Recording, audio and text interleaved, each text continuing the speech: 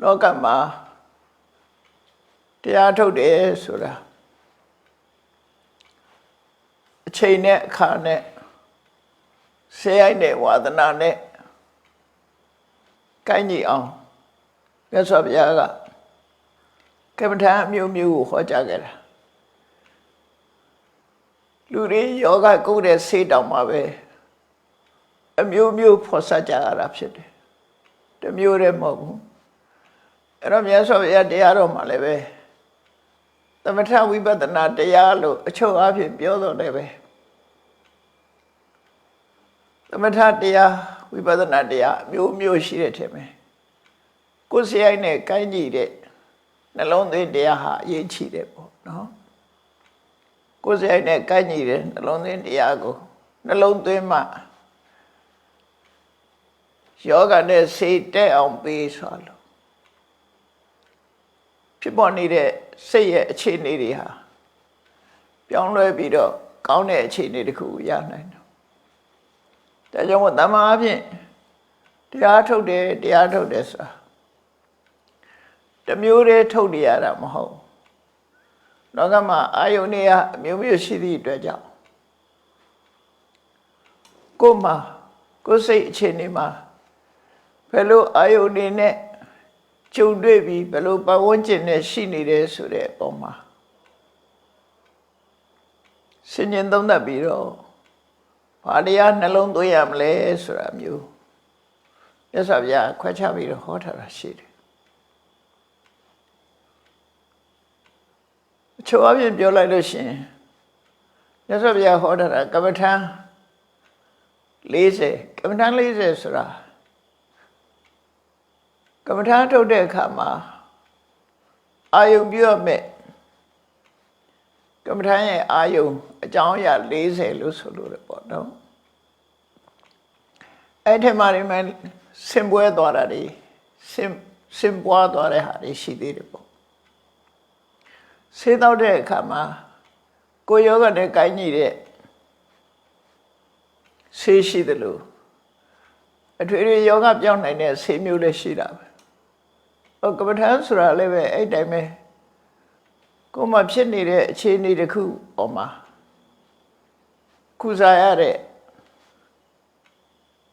နှလုံးသွင်းတရားပဲဖြစ်တယ်ကိုယ်မှာဖြစ်ပေါ်နေတဲ့အခြေအနေတစ်ခုကိုစဉ်းကျင်သုံးသပ်ပြီးအဲ့ဒီအခြေအနေနဲ့ကိုက်ညီတဲ့နှလုံးသွင်းမျိုးကိုနှလုံးသွင်းရမှာအလုံးခြုံကြည့်လိုက်တဲ့အခါကျတော့ကမ္မထာထုတ်တယ်ဆိုတာယောနိသောမနတိကာရတဲ့မှာအကျုံးဝင်တယ်ပေါ့ voice attention လို့ဆိုတဲ့အသိဉာဏ်နဲ့စဉ်းကျင်သုံးသပ်မှုတစ်ခုပါပဲအဲစဉ်းကျင်သုံးသပ်တဲ့အခါမှာကိုယ်စိတ်ထဲမှာဖြစ်ပေါ်နေတဲ့အခြေအနေနဲ့ကိုက်ညီတဲ့ဟာကိုပို့ပြီးတော့နှလုံးသွင်းရင်ပို့ပြီးတော့အဲ့ဒီဖြစ်ပေါ်နေတဲ့မကောင်းတဲ့စိတ်အခြေအနေတစ်ခုကိုပျောက်စေပြီးတော့ကောင်းတဲ့စိတ်အခြေအနေတစ်ခုဖြစ်ပေါ်စေနိုင်တယ်ဒီမှာမကျမ်းမာသူများနှလုံးသွင်းရတရားစာမြတ်စွာဘုရားကိုယ်တိုင်က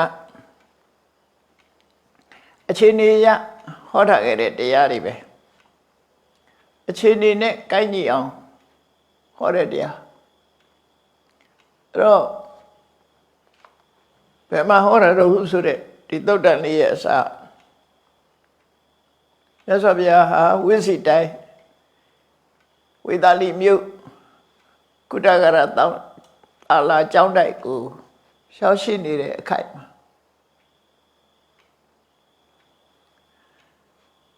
တပါးရင်ကိန်းအောင်ခြင်းလို့ဆိုတဲ့ကမ္မထာနှလုံးသွင်းခြင်းတရားဆင်ခြင်းနေ့အခါမှာသရဝေရင်ဝါရဝင်အောင်မှာတပါးဒီကိန်းအောင်နေထိုင်ပြီးတဲ့အခါမှာ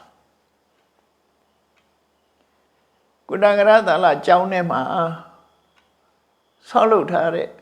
မကျမ်းမာတဲ့ယဟန်နေနေတဲ့ခိလနသာလာလို့ခေါ်တဲ့အစာအုပ်ရှိတယ်မကျမ်းမာတဲ့ယဟန်နေဟာအဲ့ဒီခိလနသာလာဆိုတဲ့အစာအုပ်ထဲမှာတွားရောက်ပြီးတော့တရင်သုံးနေချတယ်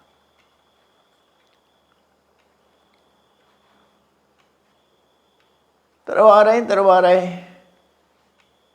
ရုပ်ခန္ဓာကြီးရှိနေလို့ရှိရင်ခန္ဓာကြီးရှိနေလို့ရှိရင်မကြမ်းမာမှုဆိုတာဖြစ်လာတတ်တယ်မြတ်စွာဘုရားကိုယ်တိုင်တော့မှမကြမ်းမာတဲ့အခါမကြမ်းမာမှုဖြစ်တယ်အဲ့လိုမကြမ်းမာမှုဖြစ်ပေါ်နေတဲ့ပုဂ္ဂိုလ်တွေအစဉ်ပြေစေရန်အတွက်ခိလနာသာလာမကြမ်းမာတဲ့ပုဂ္ဂိုလ်တွေနေထိုင်တဲ့အဆောင်ကျောင်းဆောင်မှာမြတ်စွာဘုရားခိလနာတွေစီကြွသွားတယ်တဲ့အဲ့လိုကြွသွားတဲ့အခါမှာယဟန်တစ်ပါးဟာမကြမ်းမာမှဖြစ်တာအတော်လေးနဲ့အားနည်းနေတဲ့ယဟန်တစ်ပါးမကြမ်းမာဖြစ်ပြီးတော့အင်အားတွေတော်ရုပ်လျော့နေတဲ့ယဟန်တစ်ပါးကိုအကြောင်းပြုပြီးတော့မြတ်စွာဘုရားကအတူတူကလိုက်ပါလာတဲ့ယဟန်တွေရောကိလနာယဟန်တွေရောအားလုံးကိုဒီကမ္မထံကိုဟောခဲ့တာပဲဖြစ်တယ်။ဒါကြောင့်မို့ဒီကမ္မထံကိုမကြမ်းမာသူများနှလုံးသွင်းရန်တရားလို့မှတ်သားကြရမှာဖြစ်တယ်။မကြမ်းမာမှုဆိုတာလူဟာစင်ထာဝရကြမ်းမာနေကြတာမဟုတ်ဘူးမကြမ်းမာတဲ့အခါရှိတယ်။ရှိရင်ဘယ်တရားမျိုးကိုနှလုံးသွင်းသင့်တယ်လဲနှလုံးသွင်းရင်ဘယ်လိုအကျိုးသက်ရောက်မှုရှိသလဲဆိုတာကိုမြတ်စွာဘုရားကရှင်းရှင်းဒီတရားမှာဟောထားတာရှိတယ်အဲ့ဒီမှာမြတ်စွာဘုရားယဟန်တွေကိုဟောတာတရားကတော့တူတူလေးပဲယံကင်စီဘိက္ခွေဘိက္ခု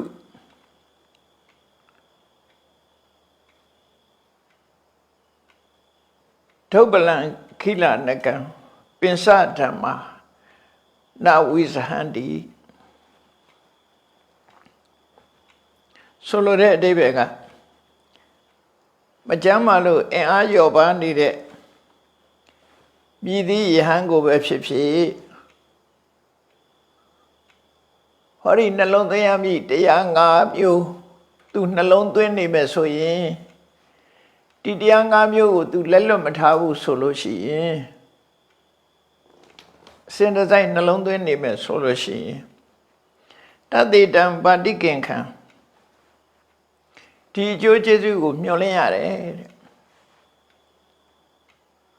ဒီကမ္မထံ၅မျိုးမြတ်စွာဘုရားဒီမှာကမ္မထံဆိုတာနှလုံးသွင်းမှုအချက်လက်တွေပေါ့နှလုံးသွင်းမှုအာယုန်တွေ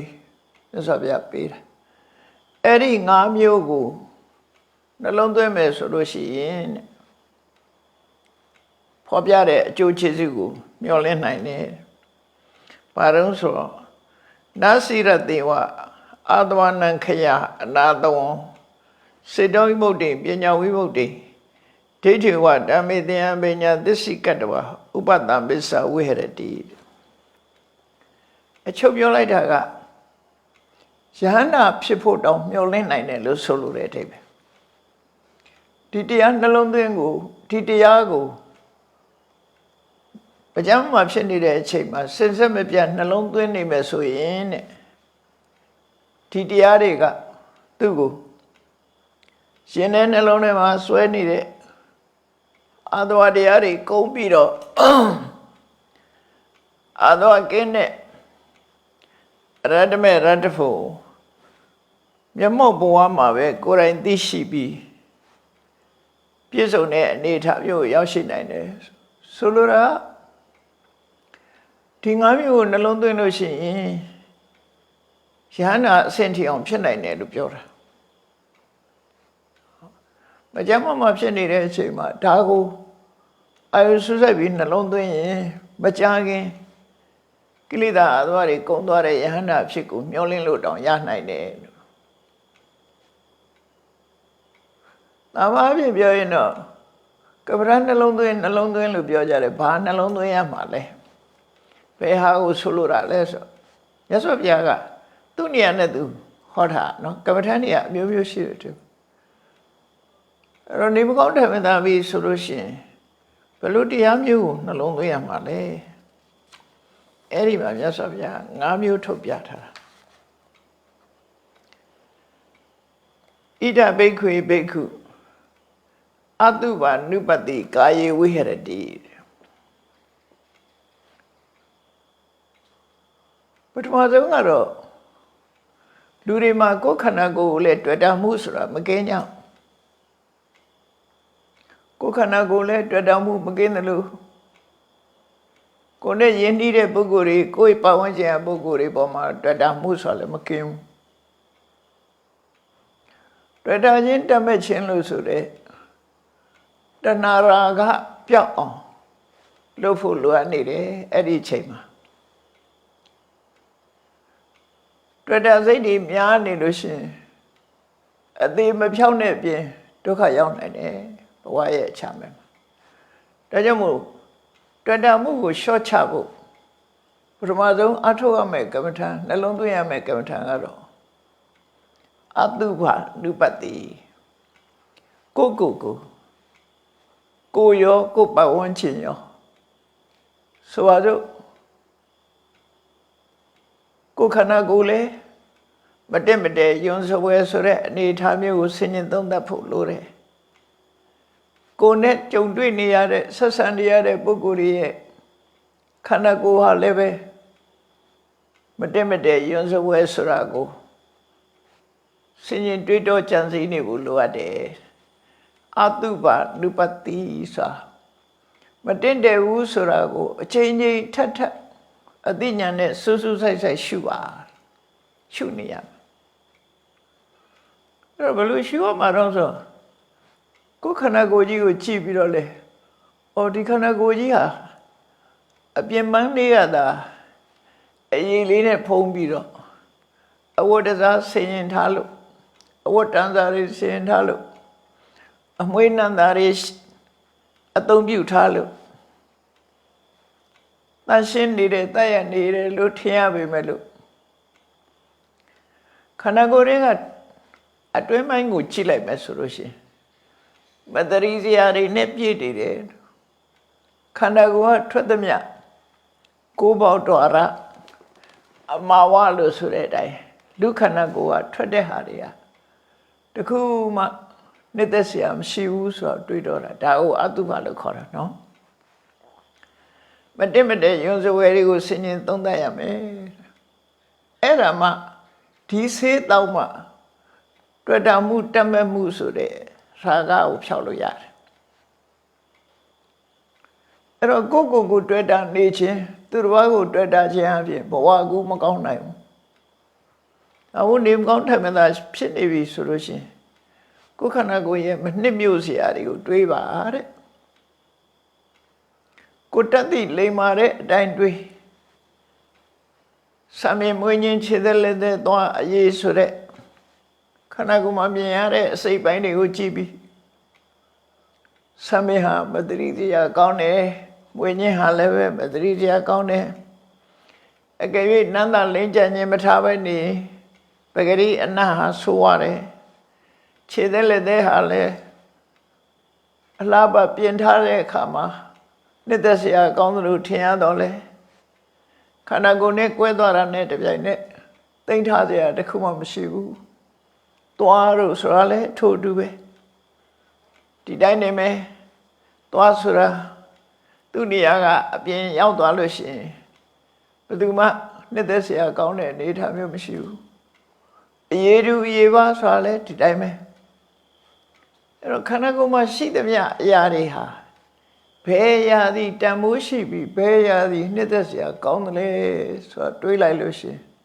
အလုံးဟာမနှစ်သက်စရာကောင်းတာတွေနှစ်သက်စရာကောင်းတဲ့တစ်ခုမှမရှိဘူးလူတွေရဲ့ခန္ဓာကိုယ်မှာရှိတဲ့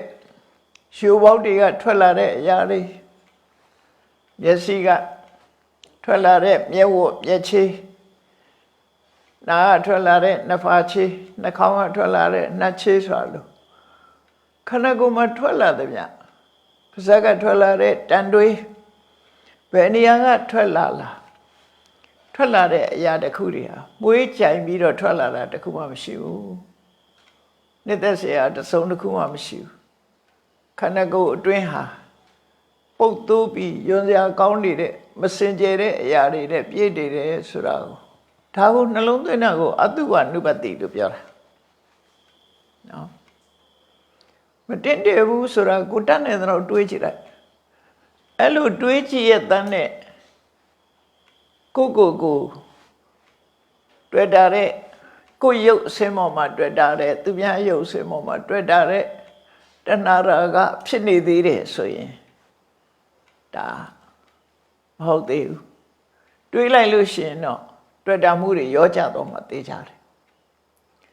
လူတွေကအပေါ်ယံလေးကြည့်ပြီးတော့လှရဲပတဲ့ထင်မှတဏှာရာကဆိုတာလာတယ်တဏှာရာကသည်ရှင်စရာနဲ့သူကမဖြစ်ဘူးရှင်စရာတွေးလိုက်ရင်အဲ့ဒီပစ္စည်းဝတ္ထုပေါ်မှာသူကလိုချင်တဲ့တတ်မဲ့မှုဆိုတာမဖြစ်ဘူးတော့တွေ့တာမှုတတ်မဲ့မှုတွေဟာနှစ်သက်စရာကောင်းတာတွေးမိမှဥပမာမဲ့ကိုလဲကိုအသားရည်လေးကလှပတယ်လို့ထင်နေတယ်ကိုဆိုရင်လေးကလှပတယ်လို့ထင်နေတယ်ကိုမွေးညင်းလေးကလှပနေတယ်ခြေသက်လက်သေးတွေကလှပနေတယ်လို့လှပမှုတယ်လို့စိတ်ထဲမှာအာယုပြုတ်နေလို့ရှိရင်တော့တွေ့တာမှုတွေကတိုးတက်လာမှာပဲတွေ့တာမှုတွေတက်လာအဲ့ဒါတွေတခုမှတင်တယ်မှုမရှိဘူးအလုံးဟာမတည့်ရွံစဝဲတွေသာဖြစ်တယ်လို့ဆင်ញင်လိုက်တာနဲ့တပြိုင်နက်ခန္ဓာကိုယ်ပေါ်မှာတွေ့တာနေတဲ့အရာတွေဟာရောကျသွားတယ်တဏှာရာကဟာရောကျသွားတယ်နောက်ဆုံးလုံးဝမပြောက်တော့မှတရင်ကပဟံလို့ခေါ်တဲ့နှလုံးသွင်းတဲ့အခိုက်လေးမှာနှလုံးသွင်းမှုကြောင့်တွေ့တာမှုကပျောက်ဆုံးသွားတယ်သူများကိုတွေ့တာလို့ရှိရင်လည်းသူများရဲ့မတရိစရာသူများခန္ဓာကိုယ်ရဲ့မတရိစရာကျွမွဲရာတွေကိုအလေးနဲ့ဆင်ခြင်စဉ်းစားကြည့်လိုက်လို့ရှိရင်တွေ့တာမှုဆိုပျောက်သွားမှာမြတ်စွာဘုရားကမာဂန္ဒီပုံနာကြီးကိုပြောတဲ့စကားလိုပဲတကယ်တော့မာဂန္ဒီဆိုတာအရွယ်လေးကလည်းငယ်တယ်အလွန်လဲချောအလွန်လဲလှတဲ့ပုံနှမလေးပေါ့အမှန်တမ်းချောလွန်အားကြီးလို့သူ့သမီးနဲ့တန်တဲ့လူကိုရှာလို့မရနောက်ဆုံးမှာမြတ်စွာဘုရားရဲ့ရုပ်အဆင်းကိုသဘောကျပြီးဘုရားစီလအနှင်းတဲ့အခါမှာဘလောက်ပဲချောလှအပေါ်ယံလှတာဆိုတာကိုမြတ်စွာဘုရားထောက်ပြပြီးနော်အပြင်ဘက်ကသာစမ်းကြဲနေတဲ့အတွင်းထဲမှာယွန်းစရာကောင်းတဲ့မစင်အိုးဆိုပြီးတော့မစင်အိုးဟာအပြင်ဘက်ကတော့လှပတွေလှုပ်ထားလို့ပြင်ကကြည့်ရင်တော့လှတယ်လို့ရှိတယ်သို့တော့အဲ့ဒီအိုးကိုမဖွင့်လိုက်နဲ့ဖွင့်လိုက်ရင်နှာခေါင်းပိတ်ရမယ်အနန္တချွေကိုအဲ့တော့လူခန္ဓာကိုယ်ကြီးကလည်းမြတ်စွာဘုရားကအဲ့ဒီသဘောကိုပေါအောင်ပြောလိုက်တာမௌဒ္ဒကရိတပုံနံကျင်ကြီးကျင်ငယ်တွေယွန်းစရာတွေနဲ့ပြည့်နေတယ်သင်သမီးရဲ့ခန္ဓာကိုယ်ကိုငါခြေနဲ့တောင်မထိကျင်ဘူးလို့ပြောလိုက်တာဒါအတုဝကမ္မထာကိုခေါ်လိုက်တာပဲเนาะတော့လူတိုင်းဟာ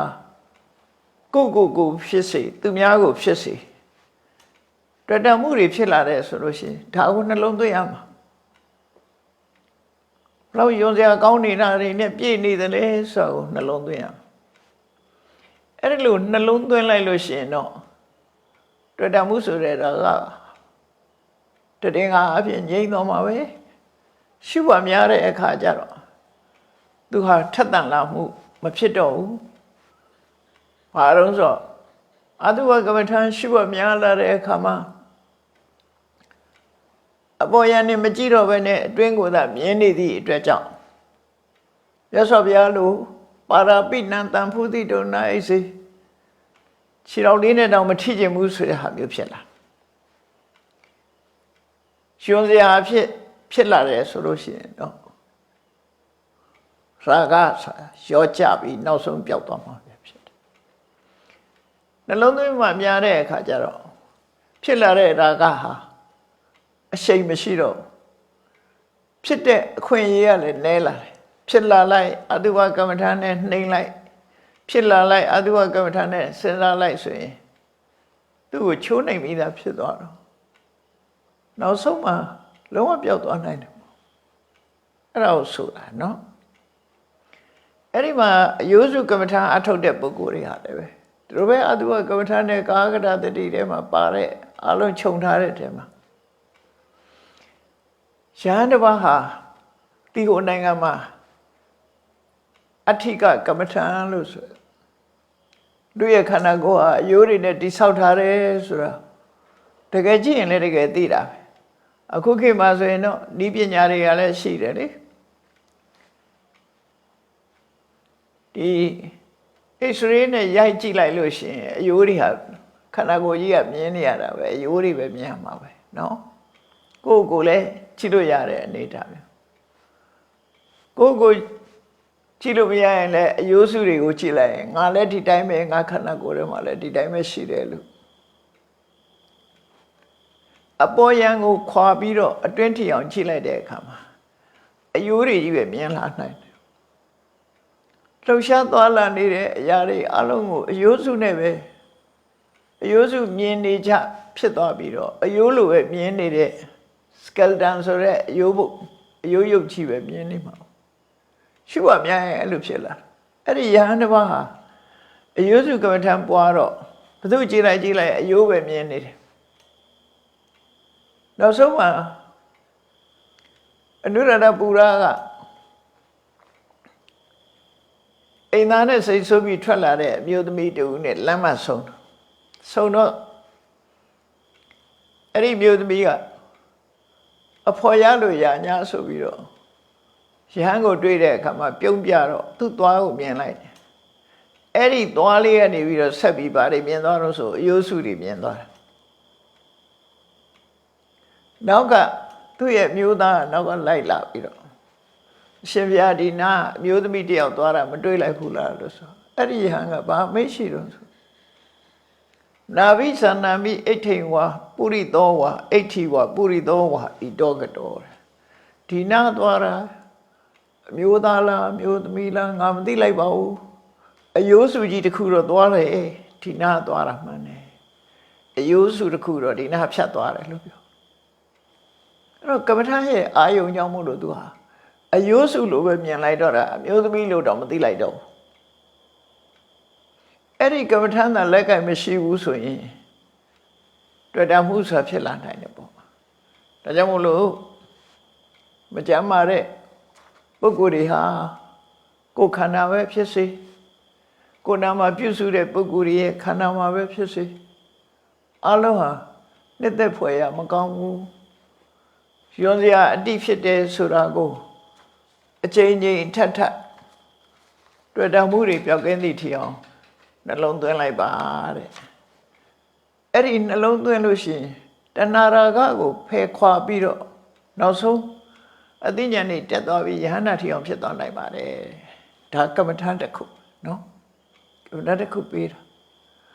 ဒီကမ္မထာကတွေ့တာမှုဆိုတဲ့ကိုယ့်ကိုတွေ့တာမှုသူများကိုတွေ့တာမှုဆိုတဲ့ပုံမှာအစွမ်းအထက်ဆုံးဆေးတစ်ခွက်ပဲအာနာပါနလုံနေလို့ရှိရင်ဒါမျိုးဖြစ်ချင်မှဖြစ်မှာအာနာပါနဆိုတာတမာရီတော့ရာကောင်းရသွားလိမ့်မယ်တခြားကမ္မထာနှလုံးသွင်းနေလေကိုယ့်ကိုတွေ့တာမှုသူတော်ဘာပေါ်မှာတွေ့တာမှုဆိုတဲ့တွေ့တာမှုကိုတိုက်ရိုက်ဖယ်ရှားဖို့ဆိုတာတခါတလေစွမ်းထက်ချမှတ်တယ်ဆေးဆိုတာအထွေထွေယောဂကုတဲ့ဆေးရှိတယ် special ကုတဲ့ဆေးရှိတယ်ဒါအဲ့ဒီတွေ့တာမှုကိုတွေ့တာမှုသူတော်ကိုတွေ့တာမှုပါ special ကုတဲ့ဆေးမျိုးပဲဒီဆေးကိုတောက်လိုက်ဒီတရားကိုနှလုံးသွင်းလိုက်လို့ရှိရင်အဲ့ဒီအကျိုးကျေးဇူးတွေရလာမယ်ပြောတယ်နောက်တစ်ခုကတော့ဘာနှလုံးသွင်းရမလဲဆိုရင်အာဟာရိပฏิကူလတင်ညာတဲ့ကိုစားတဲ့အစာအာဟာရတွေနဲ့ပတ်သက်ပြီးတော့ယုံစရာတွေကိုတွေးတောကြည့်ပါအစာအာဟာရနဲ့ပတ်သက်ပြီးယုံမွဲရာတွေကိုတွေးတောပါရသောအပြင်စဉ်းစားကြည့်ဘာလေးကကောင်းတယ်ဘယ်ဟင်းလေးကကောင်းတယ်ဘယ်အသီးနှံလေးကကောင်းတယ်ဆိုပြီးတော့ကောင်းတာပဲတွေးပြီးတော့စားကြတယ်ဟောအဲ့ဒါလို့စားမယ်ဆိုရင်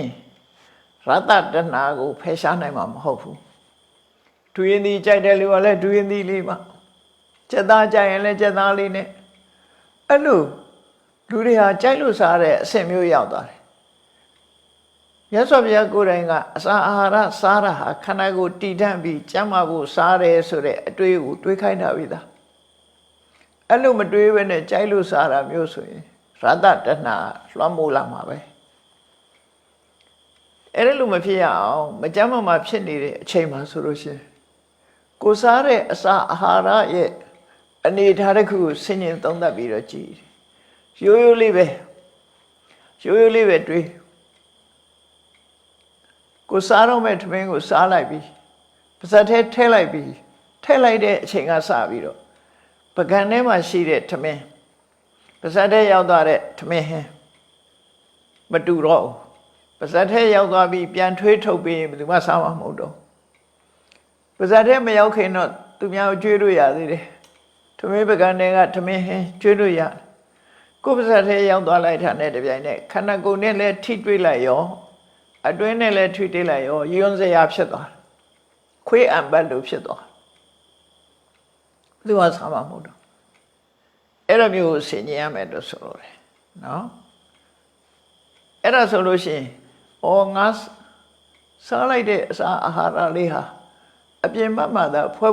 ရမွေးကြိုင်လှပါအခုခေတ်ဆိုလို့ရှိရင်တော့သူကအစာတစ်ခုကိုလှအောင်လည်းလုပ်တယ်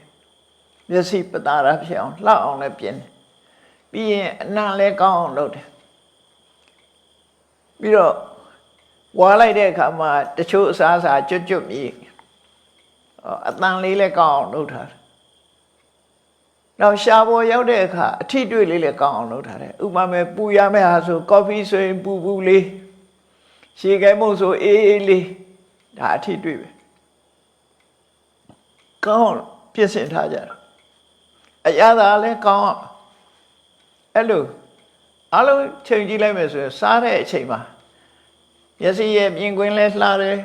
လှအောင်ပြင်ဆင်ထားတယ်အနံ့ကလည်းကောင်းတယ်ရှားပေါ်ရောက်တဲ့အခါအပူအေးအထိတွေ့ရလည်းကောင်းတယ်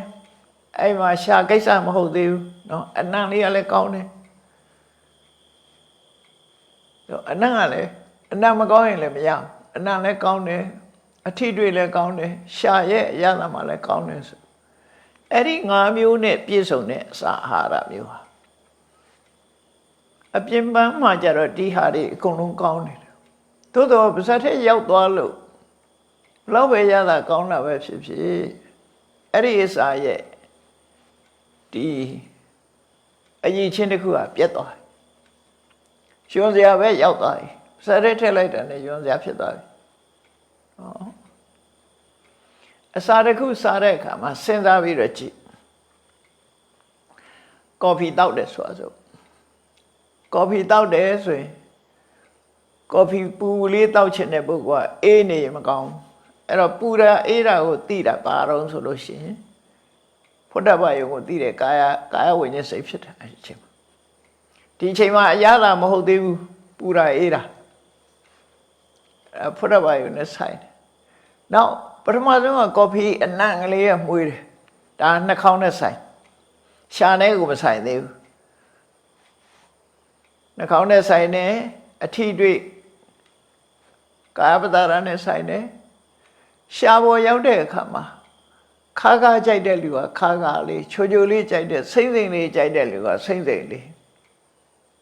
အဲ့ကြတော့မှရှားရဲ့အရာမျက်စိတို့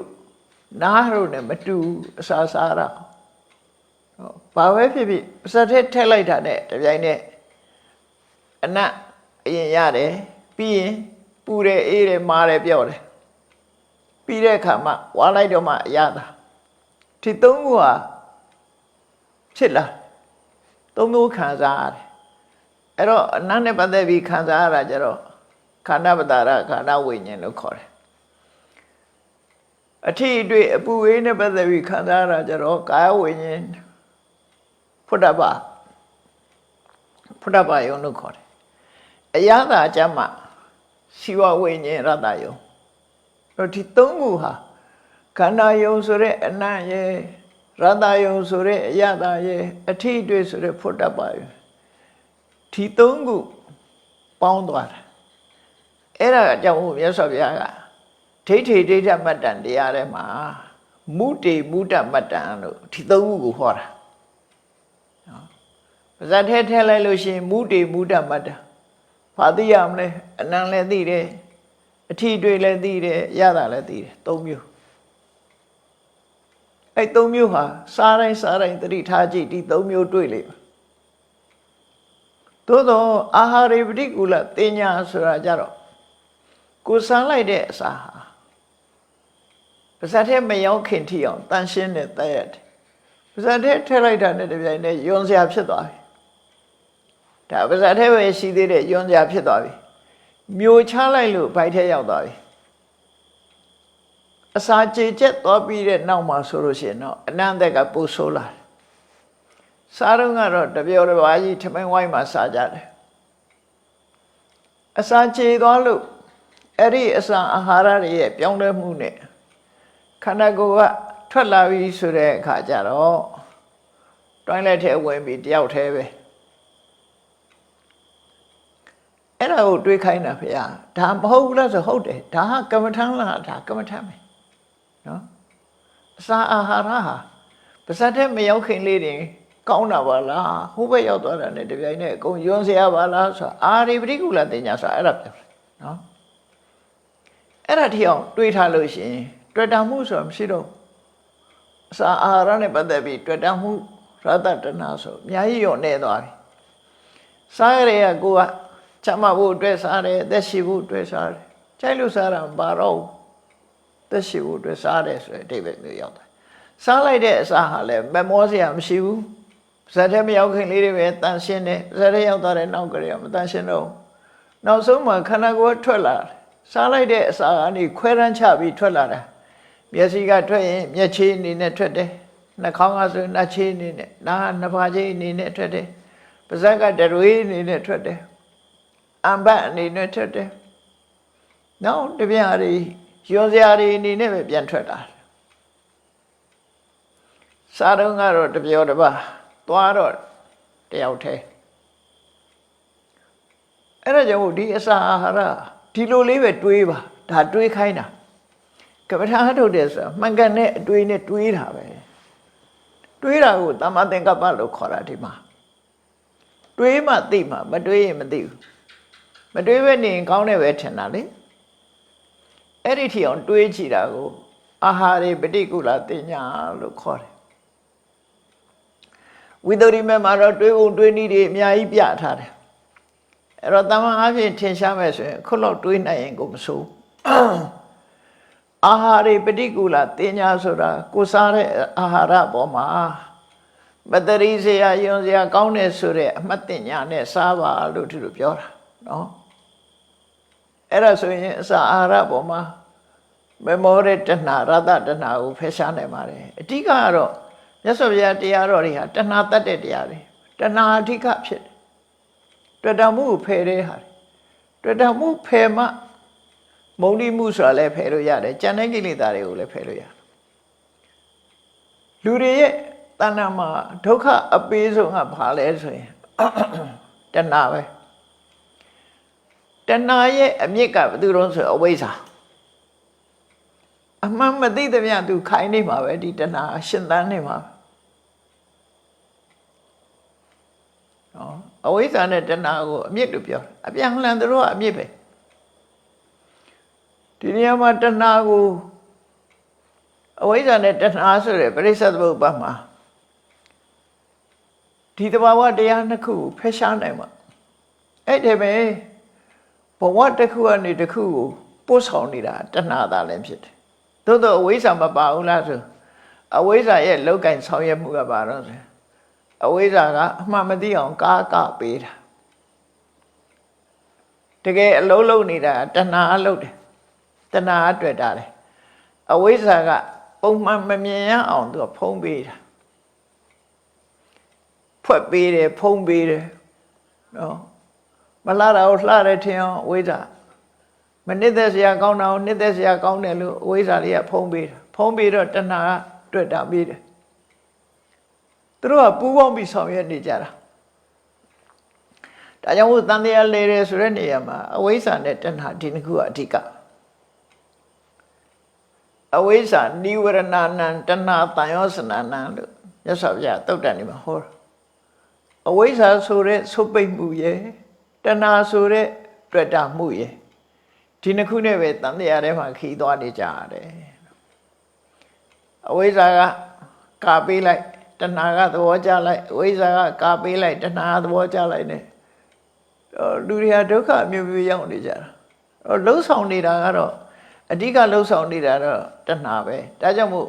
တဏှာကိုသမုဒိယလို့သမုဒိယသစ္စာအဖြစ်ဟောတာဒုက္ခသမုဒိယလို့တဏှာကိုဟောတာ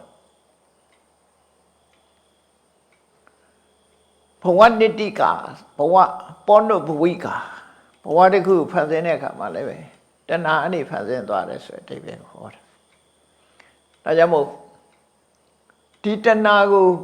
ဖယ်ရှားဖို့အတွက်ဆင်ញင်သုံးသပ်တယ်ဆိုတာအဝိဇ္ဇာကာလို့မရအောင်တွေးတာခေါင်းကအာဟာရအပေါ်မှာနှစ်သက်เสียမကောင်းဘူးလို့တွေးတာအဝိဇ္ဇာကကာလို့မရတော့အသိဉာဏ်ကနေပြီးတော့စဉ်းစားတဲ့အသိဉာဏ်ကနေပြီးတော့ထိုးဖောက်လိုက်တဲ့အခါလှတယ်လို့မထင်တော့ဘူးကောင်းတယ်လို့မထင်တော့ဘူးအဝိဇ္ဇာကိုဉာဏ်နဲ့ဖယ်လိုက်တဲ့အခါတဏှာကတွေ့တာလို့မရတော့ဟောဆိုအဝိဇ္ဇာမကာရင် तू ကမတွေ့တတ်ဘူးမတွေ့တတ်မှာမဟုတ်ဘူးအမှန်သိသွားရင် तू မတွေ့တာနိုင်တော့ဘူးဒါကြောင့်မို့လို့အဝိဇ္ဇာရဲ့ကာမှုကိုလည်းဖယ်ရှားပြစ်တယ်တဏှာရဲ့တွေ့တာမှုကိုလည်းဖယ်ရှားပြစ်တယ်ဒီကမ္မဋ္ဌာန်းတွေရဲ့ဒီနှလုံးသွင်းမှုရဲ့အကျိုးကျေးဇူးကအဓိကအဲ့ဒါပဲဒါမို့အာဟာရနဲ့ပတ်သက်ပြီးတော့ကိုစားတိုင်းဒါနေမကောင်းမှအထောက်အမှာတော့မဟုတ်ဘူးနေမကောင်းရင်ပို့ပြီးတော့အရေးကြီးတယ်လို့ပြောတာဒီလိုအထောက်နေမကောင်းတဲ့အခါမှာလေဒါကမ္မဋ္ဌာန်းပဲတချို့ကဒီလိုတွေးတာကမ္မဋ္ဌာန်းတော့ထင်မြင်မှထင်မှာကမ္မဋ္ဌာန်းတိုင်းနေဆိုတာတမာရီလေးရပြီးထွက်လေဝင်လေလေးမှတ်ပြီးတော့ရစီလေးမိတ်ပြီးတော့စိတ်တည်ငြိမ်နေမှကမ္မဋ္ဌာန်းလို့ထင်နေတာအဲ့ဒါတမာရီအကျင့်စဉ်အခုကဝိပဿနာပညာဒါအဖို့အရေးကြီးတယ်တိုက်ရိုက်ခုနလိုကမ္မဋ္ဌာန်းအာယုန်နဲ့နေတဲ့အခါတမာရီကောင်းနေရင်တော့လောဘလည်းမပေါ်လာနိုင်ဘူးဒေါသလည်းမပေါ်နိုင်ဘူးဒါမှန်တယ်မပေါ်လာနိုင်ဘူးသို့တော့တိုက်ရိုက်လောဘကိုဖယ်တာတော့ဒါဖယ်တဏှာကိုတိုက်ရိုက်ဖယ်နေတာတော့တွေ့တာမဲ့ဟာတွေတွေ့တာလို့မရအောင်ဒီလိုနှလုံးသွင်းနဲ့ဖယ်ရှားပြစ်တယ်လက်တွေ့ပို့ပြီးတော့ချတယ်ကမ္မဋ္ဌာန်းထုတ်တယ်ဆိုတာတွင်းစားတဲ့အခါမှာလည်းအစုံစားရတယ်လို့ဆေးတောက်တဲ့အခါမှာလည်းပဲယောဂလိုက်အစုံတောက်ရတယ်လို့ကမ္မဋ္ဌာန်းထုတ်တဲ့အခါမှာလည်းပဲကိုယ်စီရိုက်ကိုယ်ခန္ဓာအနေထားကြည့်ပြီးတော့အစုံနှလုံးသွင်းမှုလိုအပ်တယ်တခုတည်းမဟုတ်ဘူးအဲ့တော့အခုအတုအလို့နှလုံးသွင်းတယ်အစာအာဟာရနဲ့ပတ်သက်ပြီးယွန်းစရာလို့နှလုံးသွင်းတယ်နောက်သုံးခုမြောက်ကြတော့ပါတော့အဘလောကီအနာဘိရတသင်လောကကြီးတစ်ခုလုံးဟာပျော်မွေ့စရာမကောင်းမှုဆိုတာကိုဆင်ញင်သုံးသပ်ဖို့လိုအပ်တယ်အဲ့ပျော်စရာကောင်းတာတွေကြီးတွေးနေမယ်ဆိုလို့ရှိရင်လောကကြီးရဲ့တာယာမှုတွေကြီးပဲတွေးနေမယ်ဆိုရင်ဘာတိုးနေမလို့ဆိုပမာရဆိုတဲ့မေလျောမှုတွေတိုးနေမယ်လောကကြီးပေါ်မှာအာယုန်ဒီပေါ်မှာတွေ့တာတဲ့စိတ်တွေတိုးလာအဲ့ဒါတွေကိုဖယ်ရှားဖို့အတွက်လောကကြီးမှာပျော်စရာမကောင်းဘူးပျော်စရာမကောင်းဘူးဆိုတာဘယ်လိုတွေးရမလဲလူတွေကအမှတ်တမဲ့နေလို့ပျော်နေကြတာဘာတွေနဲ့တူတုံးဆိုလို့ရှိရင်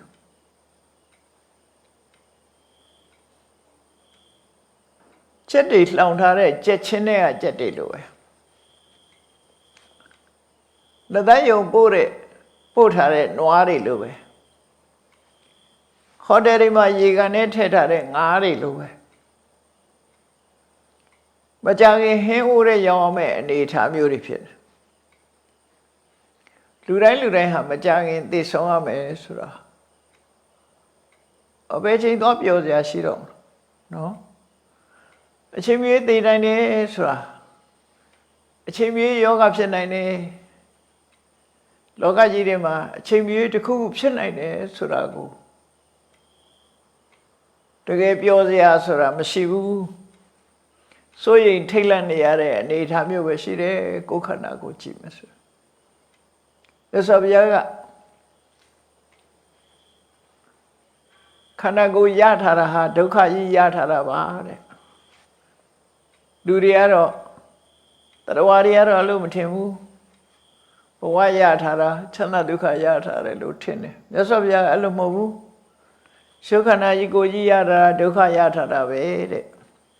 ဟုတ်တယ်လေမျက်စိလေးရထားတာမျက်စိလေးကြည့်ပြီးတော့မျက်စိလေးအသုံးချပြီးတော့ကြည့်ရရှုရပြောရတယ်သို့တော့အဲ့ဒီပြောရတာတခုတည်းလားလို့ဆိုပဲဟုတ်လေတော့ကြကြမျက်စိနာတာတို့မျက်စိယောဂါတို့မျိုးစုံဖြစ်လာနာနှာခေါင်းခန္ဓာကိုယ်ရှိသမျှဘယ်အရာပဲဖြစ်ဖြစ်ဒီကိုယ်ဒုက္ခပေးတဲ့အရာတွေကြီးပဲသူ့တဘာဝကဓာတ်ကြီးလေးပါဆင်ပြေးနေတဲ့အခါမှာကိုဖြစ်ခြင်းသလိုဖြစ်တယ်လို့လူတွေကထင်နေတယ်အစမပြေဘူးဆိုတဲ့အချိန်ကြတော့မှငါမှဖြစ်ရလေခြင်းဆိုပြီးတော့တောကတွေဖြစ်လာပြန်တကယ်ကတော့ကိုယ့်ရဲ့ဘဝဟာသိချစဉ်းစားကြည့်လို့ရှိရင်ခြေတလန်းမှားလို့မရတဲ့ခြောက်ကဘာကြီးကိုဖြတ်ကူထားတဲ့ဝလုံးတစ်လုံးနဲ့လှုပ်ထားတဲ့တရားလိုပဲဖယ်မမကြည့်အောင်ဘူးအဲ့ဒီပုံမှာရှောက်ခြေတလန်းမချော်လိုက်နဲ့ချော်လိုက်တဲ့နဲ့အောက်ကြမှာအဲ့တော့လောကကြီးမှာပြောစရာဆိုလို့တခုမှမရှိနောက်ဥပမာတစ်ခုပြောရမယ်ဆိုလို့ရှိရင်မြတ်စွာဘုရားပေးထားတဲ့ဥပမာလေးတစ်ခုရှိတယ်လူတယောက်ကိုစီခွက်ထဲမှာစီတွေပြည့်ထည့်ပြီးတော့အဲ့ဒီခွက်ကိုသဲခိုင်းတယ်မင်းသွားစီတစ်စက်ဖိတ်တာနဲ့မင်းရဲ့ခေါင်းကိုဖြတ်မယ်ဆိုပြီးနောက်ကဓာမိုးလိုက်အဲ့ဒီလူရဲ့အနေအထားကိုစဉ်းစားကြည့်နောက်ကဓာမိုးထားတယ်စီတစ်စက်မှမဖိတ်စေရဘူးသွားရမှာစီတစ်စက်ဖိတ်တဲ့နေရာမှာဆက်ပြတ်မှာအဲ့တော့အဲ့ဒီလူရဲ့အနေအထားဘယ်လိုနေမလဲစဉ်းစားကြည့်အဲ့တော့လူတွေရဲ့ဘဝဟာအဲ့တိုင်းပဲဖြစ်နေသေမင်းကဓာမိုးထားသလိုပဲမင်းတစုံတစ်ခုမမှားလိုက်နဲ့မှားရင်မင်းသေမယ်ဆိုတာခုခေတ်ဆိုသေမင်းကလူတွေကပိုးတော်ပေါ်နေကိုဗစ်ယောဂါဆိုဖြစ်ပြန်ကြောက်နေကြပြန်ဒါတခုတည်းမဟုတ်ပါဘူးအများကြီးရှိတယ်အဲ့ဒါလို့လောကကြီးမှာအမှားမခံတဲ့ဘဝကြီးမှာရှောက်လန်းနေကြတော့ပြောစရာဆိုတာဘယ်မှာရှိမလဲတစ်ချက်မှားရင်တစ်ခါတည်းသွားမှာအဲ့ဒါကြောင့်မို့လို့လောကကြီးရဲ့အန္တရာယ်များတာကိုနှလုံးသွင်းပြီးသဗ္ဗလောကေအနာပိရတတင်ညာလောကကြီးဟာပြောစရာတစ်ခုမှမရှိပါလား။ဥကျင်နာခြင်းသိခြင်းဆိုတဲ့ဆင်းရဲဒုက္ခတွေနဲ့ဒုက္ခရောက်နေတဲ့လောကကြီးပဲလို့ဒါကိုနှလုံးသွင်းခြင်းအပြင်မိလျော့တဲ့ပမာဒတရားကိုဖယ်ရှားနိုင်တယ်ဒါတတိတရားကြီးစွာထားတယ်အပမာဒဆိုတဲ့တတိတရားနဲ့ကိုယ့်ဘဝကိုနေထိုင်သွားနိုင်တယ်တတိပိုကောင်းလာစေတယ်မမေ့မလျော့နေသွားစေတယ်ဒီတရားကိုနှလုံးသွင်းခြင်းအဖြစ်ဒါလည်းကမ္မထံတစ်ခုပဲနောက်ကမ္မထံတစ်ခုကဘာလို့ဆိုသဗ္ဗသင်္ခါရေတုအနိစ္စ ानु ပတိသင်္ခါရဆိုတာမြင်သမျှသင်္ခါရဆိုတာလို့ကြားသမျှလဲသင်္ခါရဆိုတာမျက်စိမှာထင်လာတဲ့အာယုံပဲဖြစ်ဖြစ်နားမှာကြားရတဲ့အသံပဲဖြစ်ဖြစ်နှာခေါင်းမှာရောက်လာတဲ့အနံ့ပဲဖြစ်ဖြစ်လျှာမှာတွေ့ရတဲ့ရတာယုံပဲဖြစ်ဖြစ်ခန္ဓာကိုယ်ထိတဲ့အထိတွေ့စိတ်ကူးကြံစီလို့ရတဲ့အရာတွေပဲဖြစ်ဖြစ်အကြောင်းတရားတွေကြောင့်အကြောင်းတရားတွေကဖန်တီးထုတ်လုပ်ထားတဲ့ ရှုပ်တရားနန္တရားရှုပ်နန္ဓမသင်္ခါရတရားတွေဟာဖေယာမရဲတာမရှိဘူးအဖြစ်ရှိလို့အလုံးဟာအပြည့်ရှိတယ်ပြည့်ချင်းမှဆုံးတတ်ကြမယ်ဖြစ်လာပြီးတဲ့နောက်ပြည့်ချင်းမှဆုံးတတ်မယ်ထာဝရဆိုတာဘယ်မှမရှိဘူးဟုတ်တော်ဝါအဘဝအကြောင်းတိုက်ဆိုင်လို့ဖြစ်လာပြီးတဲ့နောက်မှာအဘဝလုံးဝပြောင်းကွယ်သွားတာအနိစ္စအဟုတ်တော်ဝါတံဘောတိဘယ်နေရာမှာရှိနေတာမဟုတ်ဘဲနဲ့အကြောင်းတိုက်ဆိုင်လို့ဖြစ်လာတယ်ဟုတ်တော်ဝါပฏิဝေဒိဖြစ်လာပြီးတဲ့နောက်ပြောင်းကွယ်သွားတယ်အဲ့ဒီလိုသင်္ခါရတရားမှန်တရားအကြောင်းတိုက်ဆိုင်ဖြစ်လာမယ်ဖြစ်လာပြီးရင်ပြောင်းကွယ်သွားတယ်ကိုယ်ခန္ဓာကိုယ်မှာရှိတဲ့ယုတ်တရားပဲဖြစ်ဖြစ်နံတရားပဲဖြစ်ဖြစ်ကိုယ်ပတ်ဝန်းကျင်မှာရှိတဲ့ယုတ်နံတွေပဲဖြစ်ဖြစ်အလုံးဟာဖြစ်ပြီးရင်ပြောက်ကွယ်သွားတဲ့အရာတွေကြီးပဲဘယ်ရမှထာဝရဆိုတာမရှိဘူးဆိုတာကိုအမြဲတမ်းနှလုံးသွင်းဆင်ခြင်တာကိုအနိစ္စနုပတ္တိလို့အနိစ္စလို့အဖန်မှန်ထပ်အသိဉာဏ်နဲ့ရှုမြင်ရမယ်ဒါအကမ္မထံတစ်ခုပဲမြဲတဲ့သဘောကိုစဉ်းစားချိနေတယ်ကမ္မထံတစ်ခုပဲအဲ့ဒါလို့မမြဲတဲ့သဘောကိုစဉ်းစားချိနေခြင်းအပြင်အရာခသိမြဲတယ်လို့စိတ်ကထင်းနေတဲ့အထင်တွေကိုဖယ်ရှားပြစ်နိုင်သွားတယ်အမှန်ကန်သိရှိသွားနိုင်တယ်ပေါ့နော်အမှန်ကန်သိရှိသွားနိုင်ဒါကြောင့်ဝိပဿနာတရားထုတ်တဲ့အခါမှာအနိစ္စလို့ရှုမှတ်ရတယ်ဆိုတာအဲ့တော့မမြဲတာလေးကိုကိုယ့်နှလုံးသွင်းပြီးတော့ဆင်ញင်ကြည့်ကိုယ်ရုပ်ခန္ဓာလေးရဲ့မမြဲပုံစိတ်ရဲ့မမြဲပုံမြေလာရွှေရှားနေတယ်ဆိုတဲ့သဘောတရားတွေကိုဆင်ញင်စဉ်းစားကြည့်အလုံးဟာအချိန်နဲ့အမျှဖြစ်ပြီးပြက်နေတယ်ဖြစ်ပြက်အစင်းများတာဖြစ်တယ်ဆိုတော့ဆင်ញင်သုံးသပ်ကြည့်ရမနေ့တုန်းကလည်းငါဒီရုပ်ပဲနေ့ဖြင့်ငါလည်းဒီရုပ်ပဲလို့မစင်ញင်မစဉ်းစားလို့ရှိရင်အဲ့လိုထင်မြင်နေစရာရှိတယ်အဲ့ဒီလိုထင်နေတယ်ဆိုရင်အတန်လေးတစ်ခုကိုပဲစဉ်းစားကြည့်ကိုယ်ကိုယ်တိုင်စကားပြောတဲ့အတန်ပဲဖြစ်ဖြစ်သူများစကားပြောတဲ့အတန်ပဲဖြစ်ဖြစ်တခြားဆူးစိုက်ပြီးနားထောင်ကြည့်တခြင်းတန်နားထောင်တာပဲဖြစ်ဖြစ်တီးလုံးတန်နားထောင်တာပဲဖြစ်ဖြစ်ရှေ့ကအတန်လေးဟာပျောက်သွားမှနောက်ကအတန်ပေါ်လာတယ်အဲ့ဒီပေါ်မှာလိုက်ตาရနေတာနော်စကားပြောလို့ရှိရင်လည်းရှေ့ကအတန်လေးကပျောက်နေတာနောက်ကအတန်လေးကအသစ်လာတယ်အဲ့တော့မမြဲဘူးဆိုတာအလုံးကိုထင်ရှားတယ်ဒီအတန်ကြည့်လိုက်ရင်ပိုးထင်ရှားအတန်လိုပဲမျက်စိကမြင်ရတဲ့အဆင်းဆိုတာလည်းပြောင်းလဲနေတယ်နားကကြားရတဲ့အတန်ပြောင်းလဲတယ်လို့ပဲနှာခေါင်းကနမ်းရှူရတဲ့အနံ့ဟာလည်းပြောင်းလဲနေတယ်လျှာပေါ်သိလျရတဲ့အရာသာလည်းပြောင်းလဲနေတယ်ခန္ဓာကိုယ်ပေါ်မှာထိတွေ့တဲ့အထိတွေ့မှန်သမျှလည်းပြောင်းလဲနေတယ်ဖြစ်ပြီးရင်ပြတ်သွားတယ်ဆိုတဲ့သဘောတရားမျက်စိနဲ့အဆင်းမျက်စိကမြင်ရတဲ့အဆင်းအာယုံသာပြတ်သွားတာမဟုတ်ဘူးမြင်တဲ့မျက်စိကလည်းရွေ့သွားပြီနားနဲ့အတန်ကသာပျောက်သွားတာမဟုတ်ဘူးနားတွေကလည်းပျောက်သွားတာပဲနားကလည်းပဲပြတ်သွားပြီနှာခေါင်းနဲ့အနံ့ခုနရလိုက်တဲ့နှာခေါင်းမဟုတ်တော့ဘူးဒီအနံ့ပျောက်သွားတာနဲ့ခုနနှာခေါင်းမဟုတ်တော့ဘူးဒါနောက်ထပ်အသစ်ဖြစ်လာတဲ့အရာသာဖြစ်တယ်ခန္ဓာကိုယ်ထိတွေ့မှလည်းပဲဒီတိုင်းပဲအရာသာမှလည်းပဲဒီတိုင်းပဲအဲ့ဒါလို့ရွှေရှားပြောင်းလဲနေတဲ့သဘောတရားတွေကိုဆင်ခြင်သုံးသပ်ကြည့်နေသဗ္ဗသင်္ခါရေသူအနိစ္စနုပတ္တိလို့ခေါ်တယ်ကိုယ်စိတ်လေးဆိုတော့ပိုးထင်ရှားတာပေါ့သူတွေဟာအခုစိတ်တစ်မျိုးအကြရင်စိတ်တစ်မျိုးစိတ်ဟာပြောင်းလဲနေတယ်ဆိုတာဘယ်နှမှာထင်ရှားတယ်အဲ့တော့ဒီကမ္မထံကိုလည်းပဲဆင်ញင်သုံးသပ်ပြီးတော့နေရမယ်ဒါလည်းကမ္မထံတစ်ခုပဲနောက်ငါးနံပါတ်ကမ္မထံကြတော့ပါတော့ မရဏတင်ညာခောပနတအစ္ဆတံသူပဋ္ဌိတဟောတိတယ်မရဏတင်ညာဆိုတာ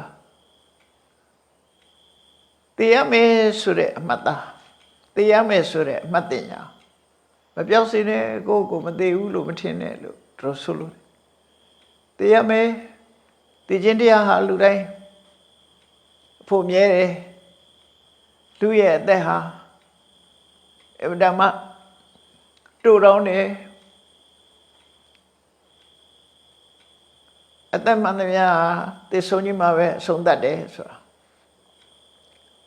အဲ့တော့ကိုယ့်ရဲ့သေဆုံးမှုသူတော်ရဲ့သေဆုံးမှုသိခြင်းတရားရဲ့သဘာဝနေမကောင်းနေတဲ့အချိန်မှာပို့ပြီးတော့နှလုံးသွင်းဆင်ခြင်ရဒီလိုနှလုံးသွင်းဆင်ခြင်ခြင်းအပြင်ဘာဖြစ်တုံဆိုတန်ဝေကပို့ဖြစ်လာတယ်အသိဉာဏ်တွေပို့တက်လာတယ်အသိဉာဏ်ပို့တက်လာသည့်အတွက်ကြောင့်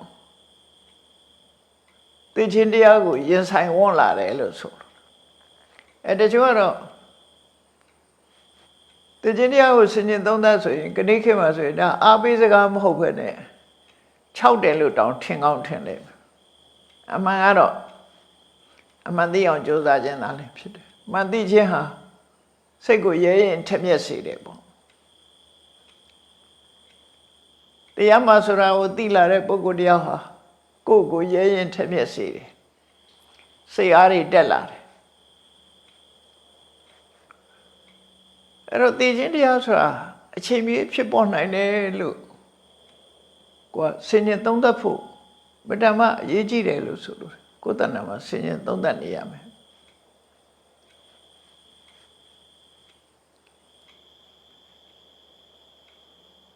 မြတ်စွာဘုရားကဟောတယ်အသက်ဆိုတာလူတွေပြောတဲ့အသက်ဆိုတာအာယုကိုပြောတာကံတရားကဖန်တီးပေးထားတဲ့ရုပ်စီဝိတ္တိတွေနံတရားတွေနဲ့အတူဖြစ်တဲ့နံစီဝိတ္တိတွေသူဟာရုပ်တရားနံတရားတွေကိုစောင့်ရှောက်တဲ့အသက်လို့ခေါ်တဲ့အရာသို့တော့အဲ့ဒီသဘာဝတရားနှစ်ခုလုံးဟာအကြောင်းကြောင့်ဖြစ်လာတာဖြစ်လို့သူတို့ကိုယ်တိုင်ကခိုင်မာမှုမရှိကြဘူးမခိုင်မာဘူးပြီးရသူ့ရဲ့တက်တန်းလေးဟာအလုံးကိုတူတောင်းတယ်မြတ်စွာဘုရားကဟောထားတယ်ဒီအသက်ဆိုတာလေးရှုပ်စီဝိတ္တနံစီဝိတ္တလို့ဆိုတဲ့သဘာဝတရားလေးဟာဆက်လက်ပြီးတော့ရှင်သန်နေဖို့အတွက်ဘာလိုအပ်ရတော့ဘာလိုအပ်တုံးဆိုရင်အတ္တတပတ္တတုပနိဗ္ဗတံပတ္တတုပဖဋ္ဌံပတ္တတုဖဋ္ဌံသက်ရှုသွင်းရှုထုတ်အသက်ရှုခြင်းနဲ့ဆက်ဆက်နေတယ်အသက်မရှုတော့ဘူးဆိုရင်တည်သွားနိုင်တယ်အသက်အောင့်ထားရင်လည်းတည်သွားနိုင်တယ်အသက်မရှုနိုင်အောင်လုပ်လိုက်ရင်လည်းဒီအသက်ကမရှင်တော့အဲ့တော့အသက်ရှင်နေခြင်းသည်ရှုသွင်းရှုထုတ်လေနဲ့ဆက်ဆက်နေတယ်လို့ပြောတာလေပိတ်အောင်လုပ်လိုက်ရင်တည်သွားတယ်လေဒီတရားသက်မရှုနိုင်အောင်လုပ်လိုက်လို့ရှိရင်တည်သွားရောအဲ့တော့လူရဲ့အသက်ဆိုတာထွက်လေဝင်လေလေးနဲ့ဆက်ဆက်ပြီးတော့နေတယ်နောက်အစာအာဟာရနဲ့ပတ်သက်နေတယ်အစာအာဟာရမစားရင်လည်းသိဆုံးသွားနိုင်တယ်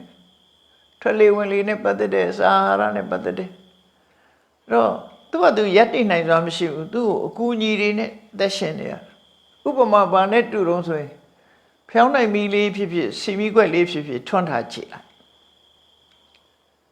အဲ့ဒီမီးထောက်ကလေးဟာဘာပေါ်မှာရက်တည်နေရတော့ဆိုမီးစာလေးပေါ့မီးစာရဲ့မီးစာကစုပ်ယူတဲ့စီလေးရဲ့ပတ်ဝန်းကျင်ကလေထုပေါ့အောက်ဆီဂျင်ဆိုတာနော်အဲ့ဒီမှာမီးစာရဲ့စီရဲ့လေရဲ့အဲ့ဒီသုံးခုရဲ့ပံ့ပိုးမှုလေးနဲ့သူကရက်တည်နေရတာလေပိတ်သွားလို့ရှိရင်လည်းဒီမီးကငြိမ့်သွားမှာပဲမီးစာကုန်သွားရင်လည်းငြိမ့်သွားမှာပဲစီခမ်းသွားရင်လည်းငြိမ့်သွားမှာပဲအဲ့တော့သူ့ရဲ့ယတ္တိမှုဟာမီးစာရဲ့စီရဲ့လေရဲ့ဒါပံ့ပိုးနေရတာအဲ့တော့သူ့သက်ရှင်မှုမှာဒီပေါ်မှာယတ္တိနေရတယ်ဆိုအဲ့ဒါတွေဖယ်လိုက်တာနဲ့တပြိုင်နက်ဒီမီးတောက်ကလေးကပျောက်သွား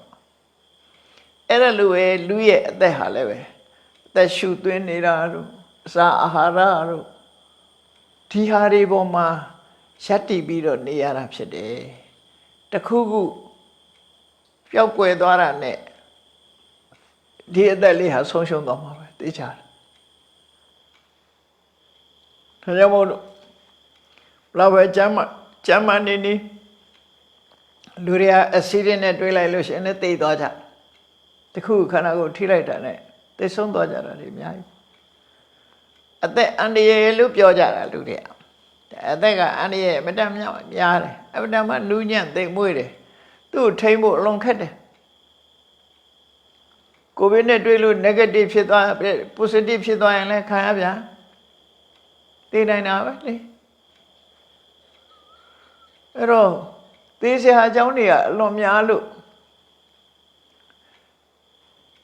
သေမင်းရဲ့စစ်တပ်တွေကအလွန်များတယ်လို့ရသော်ဗျာဟောတာနာဟိနောသင်္ကရံတေနမဟာသေနေနမစ္ဆုနာမဟာသေနသူ့ရဲ့စစ်တပ်ကများတယ်ဒီအသက်ကလေးကိုဖျက်မဲ့ပြစ်မဲ့လက်နဲ့တွေကအလွန်များနေတယ်သေဖို့အကြောင်းအရာတွေကအလွန်များတယ်လို့ပြောတာအချို့အပြင်ပြောထားတဲ့အခါကျတော့တက်တန်းကုန်ရင်လည်းသိမယ်ကံကုန်ရင်လည်းသိမယ်တက်တန်းလည်းကုန်တယ်ကံလည်းကုန်တယ်နှမျိုးလုံးကုန်လို့လည်းသိနိုင်တယ်မကုန်သေးခင်လည်းအစီးနဲ့သိနိုင်တယ်သိခြင်းတရား၄မျိုးဆိုပြီးတော့ဖော်ပြတာနော်တက်တန်းကုန်လို့သိခြင်းကံကုန်လို့သိခြင်းတက်တန်းနဲ့ကံနှမျိုးလုံးကုန်လို့သိခြင်းအစီးနဲ့သိခြင်းဥပ္ပစေတွေကကံလို့ဟောသိစရာအကြောင်းတွေအများကြီးအဲ့ဒီအစီးရင်ဆိုတဲ့အထက်မှာဒီဥပ္ပစေတွေကဆိုတဲ့အထက်မှာပါတော့ဆိုယောဂတွေလည်းပါတယ်ယောဂဖြစ်လို့သိတာလည်းပဲဒါအစီးရင်လို့ဟာမျိုးပဲယောဂဖြစ်ပြီးသိသွားတာခဏခေတ်ဆိုရင်ဘဝကြီးမှာတော့2800ရှိသွားပြီလေသိဆုံးတဲ့လူတွေကိုဗစ်ယောဂနဲ့သိဆုံးသွားတဲ့လူတွေကဘာမှဆိုနေတာမဟုတ်လေဒါရီယာသူတို့သိနေစီလို့သိကြတာမဟုတ်ဘူးယောဂနဲ့တွေ့ပြီးတော့မခံနိုင်လို့သိသွားကြအားရှာသိသွားကြအဲ့ဒါလို့လူတွေရဲ့အသက်ဟာအန္တရာယ်တွေဝန်းရံနေတဲ့အနေအထားမျိုးကိုဆင်ញင်သုံးသပ်ကြည့်တာပဲမရဏတင်ညာခောပနတအစ္ဆတံသူပဋ္ဌိတာဟောတိတဲ့သိနိုင်တယ်ဆိုတဲ့အမှတ်တင်ညာကိုကိုယ်မှထားပါအဲ့ဒီထားခြင်းကြောင့်ဘာအကျိုးရှိတော့ဒါတွေးနေဘာအကျိုးရှိတော့မမေ့မလျော့နေတယ်တတိကောင်းလာတဲ့အကျိုးတဲ့လူကနှုတ်ဖို့ဆိုမေ့တာလေကိုမသေးဘူးထင်ပြီးလှုပ်ချင်လှုပ်မယ်လှုပ်ချင်ရဆိုတာဘာတွေလှုပ်တော့အကုသိုလ်တွေလှုပ်တာများကောင်းတာလှုပ်တာနည်းနည်းပဲနော်လှုပ်ချင်လှုပ်မယ်ဆိုတာမကောင်းတဲ့ဘက်ဖက်လှုပ်ချင်တာသူကဘယ်တတ်တော်ပဲဖြစ်ဖြစ်မကောင်းတဲ့ဘက်ပပသမိန်ရမတိမနောဆိုတဲ့အတိုင်းလူစိတ်ကမကောင်းတဲ့ဘက်မှာပြောတာအဲ့ဒါလို့ဖြစ်လာတယ်အဲ့ဒီတော့ဒီကမ္မထံ5မျိုးမြတ်စွာဘုရားပေးတာပြန်ချုပ်ပြီးတော့ပြောရမယ်ဆိုရင်ပရမကမ္မထံကကိုယ်ခန္ဓာကိုယ်သူတစ်ပါးခန္ဓာကိုယ်ရဲ့မတင့်မတဲယွန်းစပွဲဆိုတာကိုအချိန်ချင်းထပ်တွေးပါဒါကမ္မထာထုတ်တာပဲနော်ချိန်ချင်းစဉ်းစားပါဘယ်လောက်ထိအောင်စဉ်းစားမလဲသူ့အပေါ်မှာလည်းတွေ့တာမှုမရှိအောင်ကိုယ်ခန္ဓာကိုယ်ပေါ်မှာလည်းတွေ့တာမှုမရှိအောင်တွေ့တာရဲဆိုတဲ့တဏှာပြတ်သွားသည့်ထိအောင်တွေးစဉ်းစားအချိန်ချင်းထပ်ကြည့်သဘာဝအတိုင်းကြည့်တာကိုအနုပတ္တိလို့ခေါ်တယ်အနုဆိုတာတကယ်အစစ်မှန်တိုင်းသို့မဟုတ်အထက်ပတ္တိဆိုတာညာနဲ့ကြည့်တာမတင်တယ်ဘူးဆိုတာညာနဲ့အချိန်ချင်းထပ်ကြည့်တယ်အဲ့ဒါကိုပဲကမ္မထာထုတ်တယ်လို့ပြောတာပဲနော်နောက်တစ်ခုကအာဟာရပฏิကူလသိညာတယ်ကိုစားတဲ့အစာအာဟာရဒါစားတဲ့အချိန်မှာစဉ်းစားရတော့အပြင်အစာမသိတာတွေကလည်းရှိတာအဲ့တော့စားတဲ့အချိန်မှာလည်းပဲရွှေရှားဝဲကိုနှလုံးသွင်းပြီးတော့စားရတတနာကိုဖဲတာဒါကခုနကကိုယ်ကာယပေါ်မှာတွေ့တာတဲ့တဏှာကိုဖဲတာအဲ့တော့တဏှာကလည်းအမျိုးစုံတွေ့တာသူကတဏှာမတွေ့ရရင်တဏှာတွေ့တာဟ ဟုတ်တယ်မလားတဏှာဆိုတာသူပြောင်းသွားတာလေဥပမာတစ်ခုပြောမယ်ကိုကမော်ရမြင့်တဲ့ကာကြီးတစ်စီးဝယ်ထားတယ်ပတ်စံလို့အဲ့ဒီကာကြီးရောင်းလိုက်တယ်ပရမဒီကာကြီးကိုတသနဲ့နေတာအဲ့ချိန်မှာကားမှာတစ်ခုဖြစ်မှသူစိုးရိမ်ရောင်းထုတ်လိုက်တဲ့အခါကျတော့ကားပေါ်မှာအာလျာပြတ်သွားပြီတော့ကားရတဲ့ငွေတုပ်ကြီးပေါ်မှာရောက်သွားတယ်တဏှာအဲ့ဒီရောက်သွားတယ်ငွေတုပ်ကြီးပြောင်းမှစိုးသွားပြီအဲ့ကျအဲ့ငွေကရွှေဝယ်လိုက်တယ်ဆိုရင်ရွှေပြောင်းမှစိုးသွားပြန်ပြီငွေမရှိတော့အဲ့ကျတော့ရွှေအဲ့ဒီအနေတစ်ခုဝယ်လိုက်ရင်အဲ့သူဝယ်သွားရင်သူပြောင်းသွားတယ်တွေ့တာမှုသည်ကိုပိုင်တဲ့ဟာတစ်ခုပေါ်မှာပြောင်းသွားတယ်ဟိုပေါ်မှာရှေ့ဟာတွေပေါ်ကပြတ်သွားတယ်လူလည်းအထိုးတူပဲအခုခေတ်ဆိုပိုးတော့များသေးဟိုတယောက်နဲ့တွဲလိုက်ဒီတယောက်နဲ့တွဲလိုက်တွဲတဲ့အချိန်ကျတွဲနေပြတ်လိုက်ပြန်ပြီဆိုမတွဲပြန်ဘူးနောက်တစ်ယောက်တွဲသွားပြန်နောက်တစ်ယောက်နဲ့ပြောက်ပြန်တော့နောက်တစ်ယောက်တွဲပြန်ဘယ်မှာသွားတွေ့တာတော့ဆိုတာအမတမထင်ရှားတယ်ပေါ့နော်အဲ့ဒါလိုပဲတဏှာရဲ့သဘောတရားဟာသူကတတ္တရဖိနန္တိနေတပတ်ဆက်ကြမှာဟောထားတာအမတမသဘောပါကြတတ္တရဖိနန္တိနေဟိုသွားလိုက်ဒီသွားလိုက်ဟိုရောက်လိုက်ဒီရောက်လိုက်သူနှစ်သက်တာတွေကအများကြီးပဲမျက်စိကမြင်လိုက်ရင်လည်းအဆင်းအာရုံပေါ့အတန်ကြားလို့ကြိုက်ရင်လည်းအတန်ပေါ့အနံ့လေးကြိုက်ရင်လည်းအနံ့ပေါ့အရသာပေါ့ကြိုက်ရင်ရသာပေါ့သူပြောင်းပြီးတော့တွယ်နေတာပဲ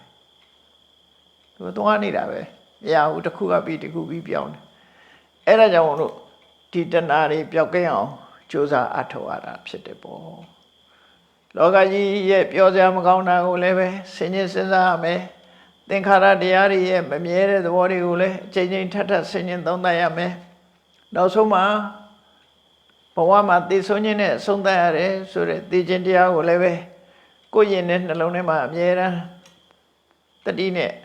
စဉ်းကျင်သုံးသပ်နေရမယ်ဆိုတာဒီကမ္မထံ၅မျိုးဖျားဟောတာခိလနာဖြစ်ပြီးတော့အင်အားတွေနဲ့လူမမာဖြစ်လို့အဲ့ရထဲမှာလဲနေပြီဆိုရင်ဒီ၅မျိုးတဲ့ကမ္မထံ၅မျိုးကိုအထူးဂရုစိုက်ပြီးတော့ရှုပါတဲ့အဲ့လိုရှုလို့ရှိရင်ဒီပုဂ္ဂိုလ်ဟာမသေးခင်မှာတယ်မဲ့သူကယဟနာဖြစ်သွားနိုင်ပါတယ်တရားလို့ရသွားနိုင်ပါတယ်မြတ်စွာဘုရားကလို့ဟောတာနစိရတေဝတဲ့မကြခင်မှာပဲကိလေသာအသွားတွေကင်းကွာတယ်ယဟနာဖြစ်နိုင်ပါတယ်ဆိုဘလောက်အားပေးထားတော့မြတ်စွာဘုရားဒီကမ္မထံ၅ခုတွေကိုကြိုးစားအထုတ်လိုက်မယ်ဆိုရင်မသိခင်ပဲယဟနာဖြစ်သွားနိုင်ပါတယ်တဲ့ဒါကြောင့်ဒီသုတ်တံလေးဟာခိလနာယဟန်တွေကိုတည်တံ့ဟောတဲ့သုတ်ဖြစ်လို့မကြမ်းပါသူများနှလုံးသွင်းတရားဆိုတာကိုမှတ်သားနိုင်ယူကြပြီးတဲ့အခါမှာမြတ်ဗုဒ္ဓရဲ့ဆုံးမတဲ့အတိုင်းကမ္မထံအလုံးဆိုသည်မှာအသိဉာဏ်နဲ့စဉ်းကျင်စဉ်းစားခြင်းပဲဖြစ်တယ်။ဒါကြောင့်စဉ်းကျင်သုံးသပ်ခြင်းအပြင်မှန်ကန်တဲ့အသိအမြင်တွေကိုရရှိနိုင်တယ်လို့ကိုယ်စီမှတ်သားပြီးတော့တို့တွေဟာကမ္မထံအလုံးကိုနေ့စဉ်ဘဝမှာဒီလိုစဉ်းကျင်သုံးသပ်ခြင်းဖြင့်ပြုလုပ်ကြမှာဖြစ်တယ်လို့တတိထားပြီးကြိုးစားအားထုတ်နိုင်ကြပါစေကုန်သတည်း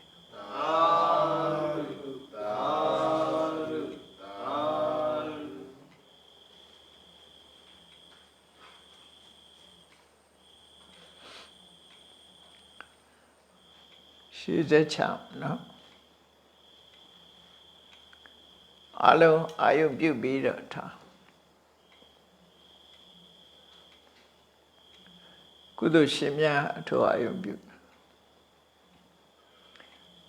အရှင်ဖယားတပည့်တော်တို့သည်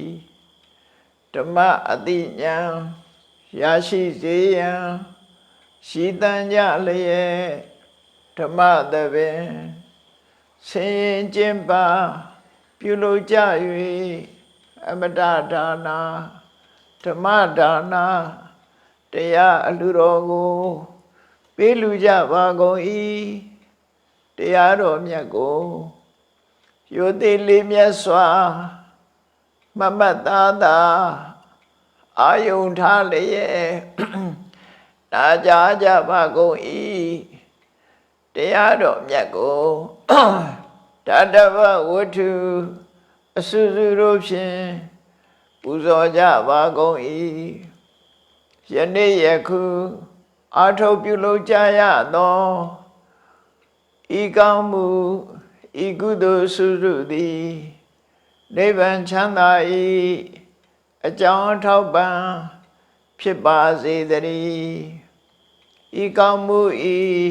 အဖို့ဘာကကိုအမိအဖာအဖို့အဖွာဆရာသမားမှစ၍ကဘာသူကဘာသာလူနတ်မြမတတ္တဝါများတို့အားအမြအမြဝေငှပါကုန်၏ကုသိုလ်အမြကိုယ်စီရကြကုန်သည်ဖြစ်၍ကိုယ်စိတ်နှဖျားချမ်းသာကြသည်ဖြစ်ကြပါစေကုန်သတည်းအာဇာသမြအမြ